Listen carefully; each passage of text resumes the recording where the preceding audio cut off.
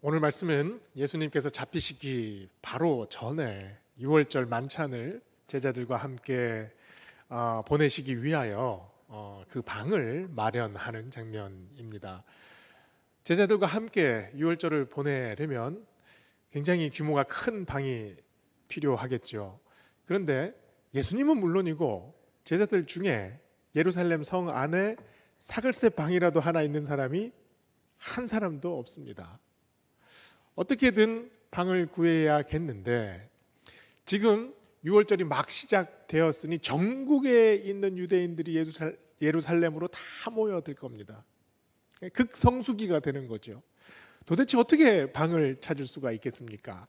제자들이 그래서 오늘 말씀을 보니까 예수님께 예수님 6월절 만찬을 어떻게 보내실 겁니까? 라고 묻습니다.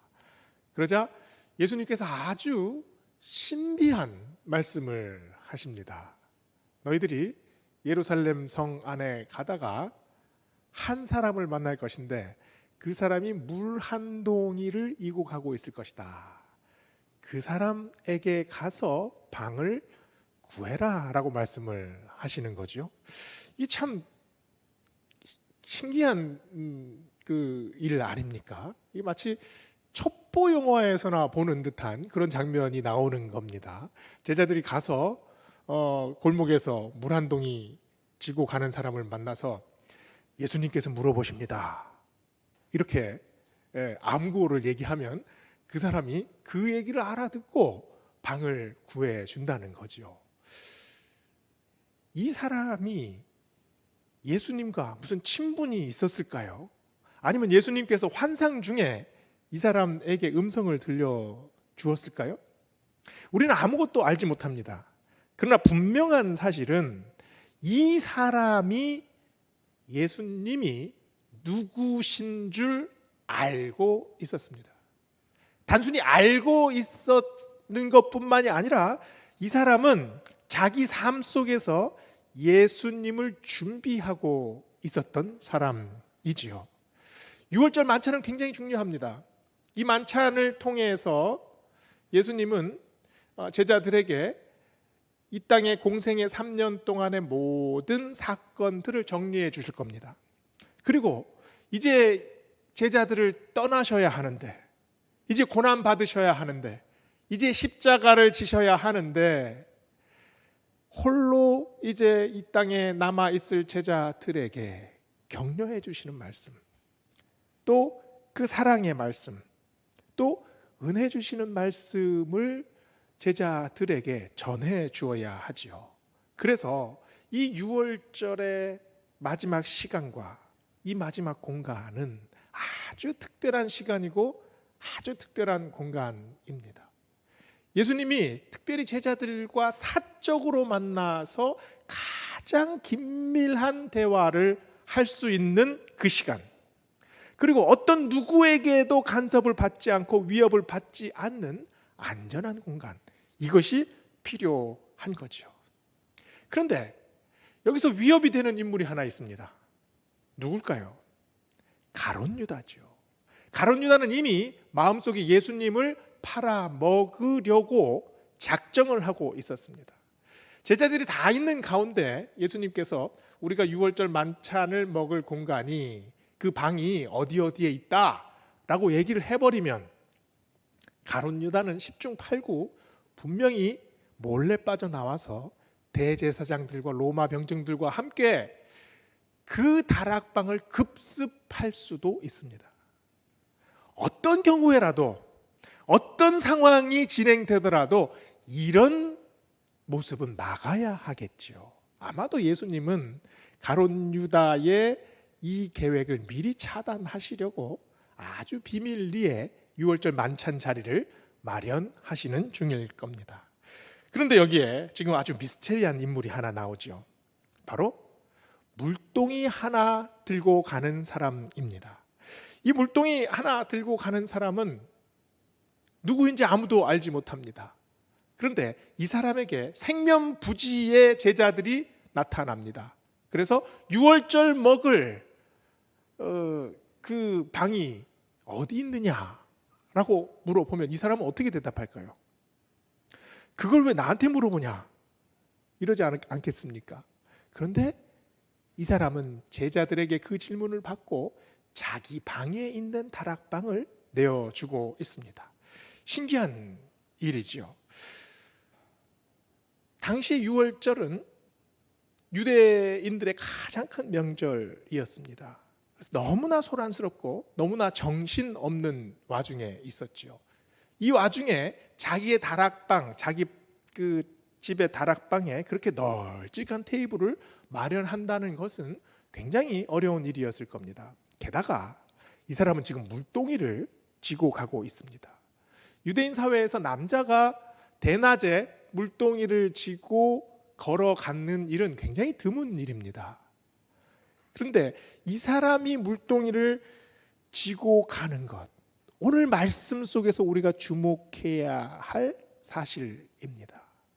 이 사람이 물동이를 지고 간다는 것, 이것은 무엇을 의미하겠습니까?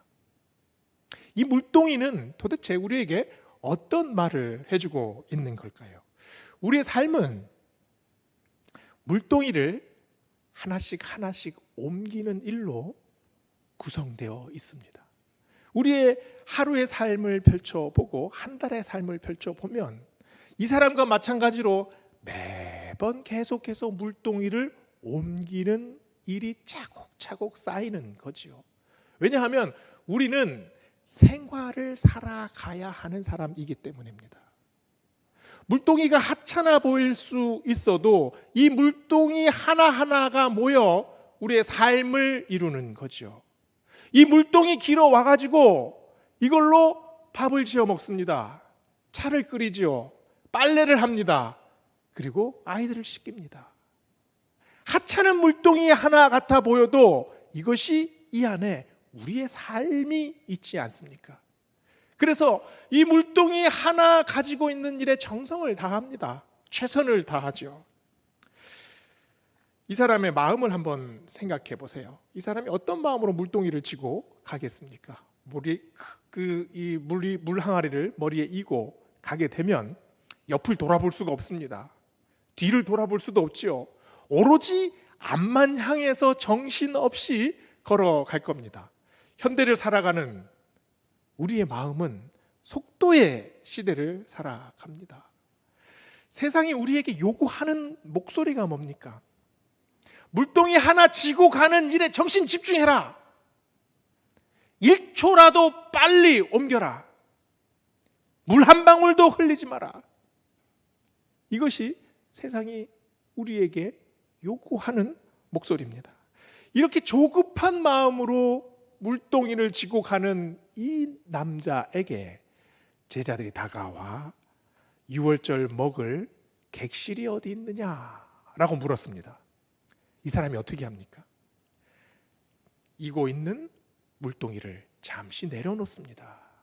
그리고 제자들을 안내해서 다락방으로 인도하지요.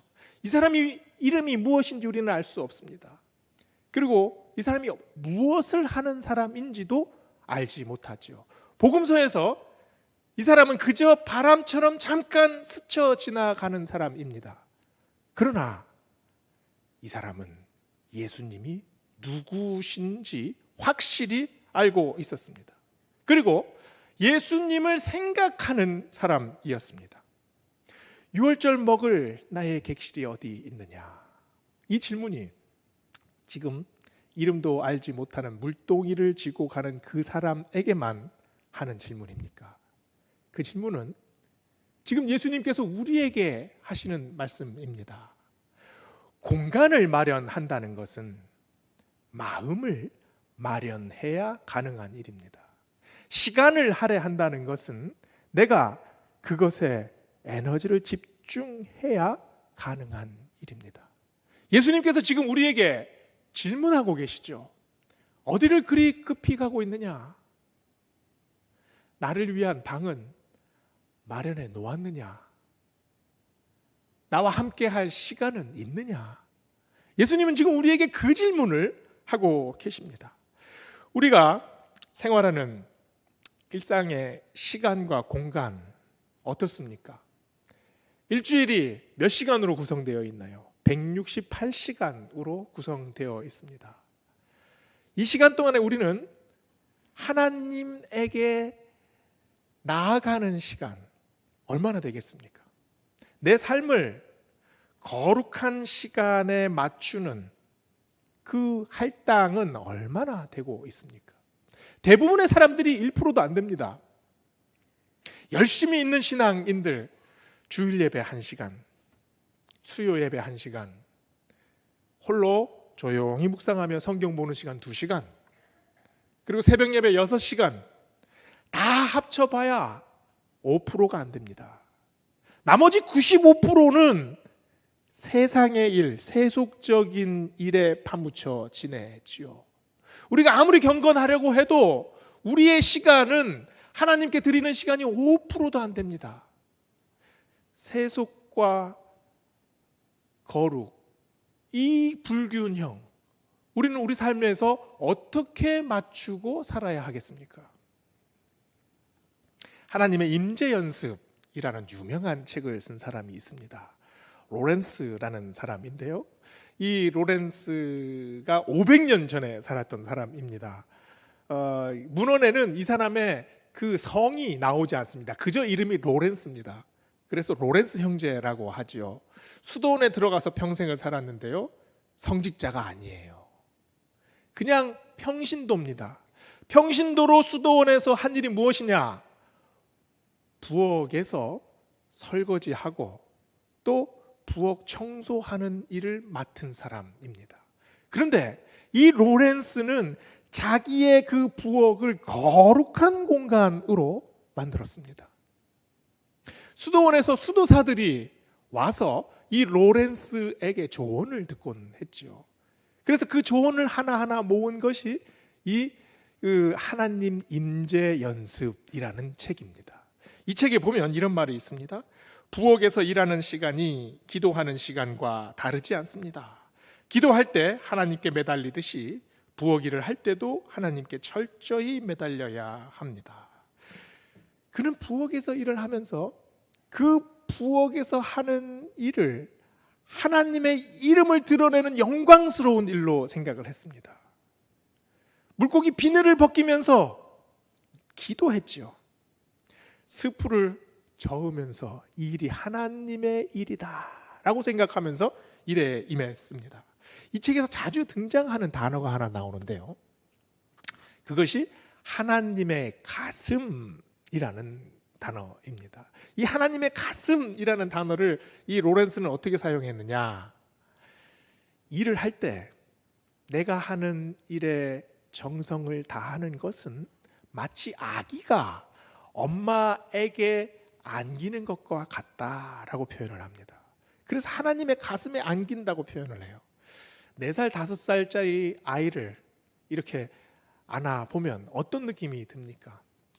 저는 제 아들이 그 나이 때 이렇게 안고 있으면 그냥 제 가슴에 찰싹 달라붙습니다. 안 떨어지려고 해요. 그만큼 완전 자기 마음을 다 아버지의 가슴에 파묻는 일이지 않습니까? 내가 하는 일, 내가 지금 하나님 앞에서 하고 있는 이 일에 전심을 다하는 것, 내 진심을 여기에 쏟아 놓는 것, 그리고 성심성의껏 하는 것, 그것이 바로 하나님의 가슴으로 들어가는 일이라는 거죠. 그 일이 내 일을 하는 것이 아니라 그것은 하나님의 일이고 더 나아가서는 하나님의 품속으로 들어가는 일이다. 이렇게 얘기하고 있습니다. 우리는 모두 자기만의 세계가 있습니다. 내가 가지고 있는 커다란 꿈이 있었죠. 아주 빛나는 찬란한 꿈이 있었습니다. 또 그것을 성취하기 위해서 얼마나 각고의 노력을 합니까? 이 각고의 노력을 통해서 우리는 내 인생의 금자탑을 쌓습니다. 그러나 이 금자탑도 시간이 지나면 빛이 바래지요. 그리고 아무도 알아주지 않는 일이 되어버리고 맙니다. 인생을 살아가면서 아무리 최선을 다한 일이라고 해도 그 일이 어느 순간 돌아보면 신기루처럼 희미해질 때가 있습니다. 왜냐하면 그 금자탑은 이 땅 위에 세운 금자탑이니까요. 왜냐하면 내가 성취한 일이라고 해도 태양이 뜨면 금세 증발해 버리는 이슬 같아지는 일이니까요. 만약에 하나님이 계시지 않으면 우리가 하는 모든 일은 이런 무의미한 일이 되어 버리고 맙니다. 만약에 하나님이 계시지 않으면 우리는 정말 아무 의미 없는 바다에 던져진 존재 같아집니다. 그러나 하나님은 그 무의미의 바다를 의미의 바다로 만들어 주십니다. 우리 앞에 불이 몰아치는 폭풍우가 아무 이유가 없이 부는 것이 아니고 몰아치는 풍랑이 아무 원인 없이 치는 것이 아닙니다. 그 알 수 없는, 끝을 알 수 없는 그 바다가 허무의 바다가 되는 것이 아니라 그 바다가 바로 하나님의 품입니다. 우리가 이렇게 노력하고 우리가 마음을 쏟고 우리가 최선을 다하고 우리가 정성을 다하는 이 일이 바로 하나님의 품입니다. 하나님이 함께 하시는 일입니다. 여기에 하나님이 계획이 있으시고 하나님이 함께 진행하고 계시니까요. 루터가 이런 말을 했습니다. 하나님은 소젖 짜는 여자아이의 일을 통해 친히 우유를 내고 계신다. 이 의미가 어떤 의미겠습니까? 우리에게는 마음속에 이런 부담감이 있죠. 내가 하는 일에 두각을 나타내야 된다. 내가 칭찬을 못 들어도 내가 욕을 먹으면 안 된다. 내가 하는 이 일을 통해서 잘했다라는 이야기를 듣고 싶어 하지요. 그러면서 항상 부담 속에 살아갑니다. 우리의 삶 속에 일에 대한 이 짓눌림, 이런 부담은 왜 생기는 걸까요? 왜냐하면 우리는 내가 하는 일을 통해서 나를 드러내려고 합니다. 그 말은 내가 가지고 있는 이 직장, 이 직업, 내가 지금 추진하고 있는 이 일을 통해서 나를 증명해 내려고 해요. 내가 어떤 사람인지를 보여주려고 합니다. 자기 존재 증명을 직업에서 찾으려고 하는 거죠. 그래서 높은 지위에 있으면 내가 성공했다고 생각을 합니다. 봉급을 많이 받으면 나는 인생을 헛살지 않았다고 단정해 버립니다. 그러나 그렇습니까? 나의 자기 존재의 증명이 나의 월급 가지고 측정이 되겠습니까? 내가 가지고 있는 직업이 나를 증명해 주겠습니까? 그러나 우리는 그렇게 생각해 버리지요. 그러나 루터가 말했듯이 우리의 삶은 아무리 작은 것을 하더라도 그 안에 하나님께서 나와 함께 하신다는 것을 알았을 때 내 일은 완전히 달라집니다. 아무리 작은 일, 새벽에 일어나서 아무도 알아주지 않는 소젖을 짰는다고 해도, 서류가 이만큼 쌓여있는 책상 위에서 하루 종일 서류 속을 파고들어도, 하루에 3시간씩 출퇴근을 해도, 손님 하나 없는 가게에 혼자 앉아 있어도 여기가 하나님께서 함께 하시는 일이라면 이 일을 통해서 내가 최선을 다하겠습니다. 이 마음이 필요한 거죠. 하나님은 아무리 작은 일 하나도 소중하게 보십니다. 내가 무슨 일을 하든지, 내가 어떤 성과를 내든지, 내가 그 일에 정성을 다했으면 하나님은 수고했다, 착하고 충성된 종아 말씀해 주십니다. 내가 이 일을 통해 1등이 안 돼도, 내가 이 일을 통해서 나를 드러내지 못하고 두각을 나타내지 못해도 하나님은 내가 이 일에 최선을 다했으면 모든 것을 다 이루었다고 말씀해 주십니다. 왜냐하면 그 일이 하나님께서 함께 하시고 하나님께서 이끌어 주신 일이기 때문이죠. 예루살렘 성 안을 바쁘게 오가는 사람들 중에 물동이 하나를 머리에 이고 지나가는 사람이 있었습니다. 이 사람이 어떤 사람입니까? 삶을 살아내는 사람이지요. 열심히 일하는 사람입니다. 그러나 그가 걷는 길은 어떤 길인가요? 예루살렘 성 안의 모든 사람들이 계속 왔다 갔다 하는 똑같은 길을 걷는 것 같습니다. 그러나 이 물동이 하나를 지고 가는 사람은 완전히 새로운 길을 걷고 있습니다. 그 골목은 똑같은 길이죠. 그러나 이 사람이 생각하는 목적은 완전히 다릅니다. 이 사람이 생각하는 목적은 물동이 하나가 아니죠. 물동이 하나를 지고 가고 있지만 이 사람은 예수님을 생각하고 있습니다. 하나님이 임재하시면 그 세미한 음성을 듣겠습니다. 하나님께서 말씀하시면 언제든지 물동이를 내려놓겠습니다. 하나님께서 인도하시는 길이 어디든 그 길로 가겠습니다. 이 마음으로 살아가는 사람입니다. 이름 없이 물동이 하나 지고 가는 이 사람, 자기 집에 다락방 하나 마련해 놓았습니다. 이 다락방은 아마 아이들의 놀이방이었을 수도 있습니다. 그리고 곡식을 저장해 놓는 방이었을 수도 있습니다. 아니면 렌트를 해서 부수입을 가질 수 있는 그런 방이기도 했었죠. 그러나 그 방을 예수님을 위해서, 예수님을 위한 방으로 내놓습니다. 예수님을 위해 자기 공간을 내어줬을 때 그 공간이 변하는 경우가 얼마나 많이 있습니까? 예수님께서 이 땅에 오셨을 때 정말 어디에도 머리 둘 곳이 없으셨죠. 예수님이 하신 말씀 중에 여우도 굴이 있고 공중에 나는 새도 거처가 있는데 인자는 머리 둘 곳이 없도다 라고 말씀을 하셨습니다. 그 말씀의 의미가 뭐겠습니까? 예수님께서 묵을 방이 없고 편히 쉴 곳이 없다라는 말씀이겠습니까? 예수님을 정말 전심으로 사랑하는 사람, 예수님에게 마음을 다해서 만나고자 하는 사람, 이런 사람들이 드물다는 거죠. 예수님께서 이 땅에 오셨을 때 어느 곳에도 있지 못했습니다. 마구간으로 가셨죠. 마구간에서도 소 먹이통 위에 누우셨습니다. 그러나 그 장소가 어떤 장소로 변합니까? 온 우주가 집중하는 바로 그 장소가 됩니다. 그곳에 하나님의 영광이 찬란하게 빛나는 장소로 변하게 되죠. 삭개오가 예수님을 모셨습니다. 삭개오는 수전노이고 매국노였지요.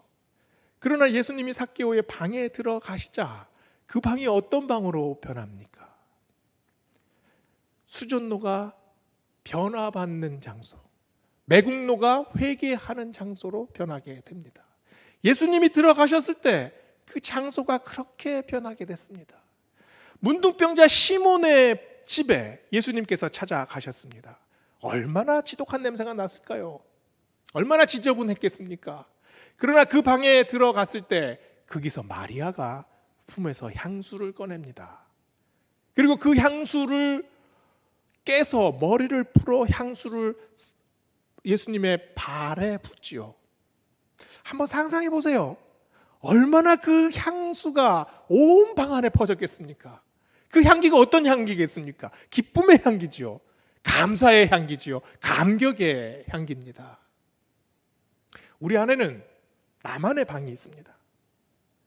방이라는 것은, 나만의 방이라는 것은 나의 비밀스러운 공간이기도 하며 나의 이야기가 모여 있는 곳이기도 하며 나만을 위한 나의 욕구를 채우는 그런 방입니다.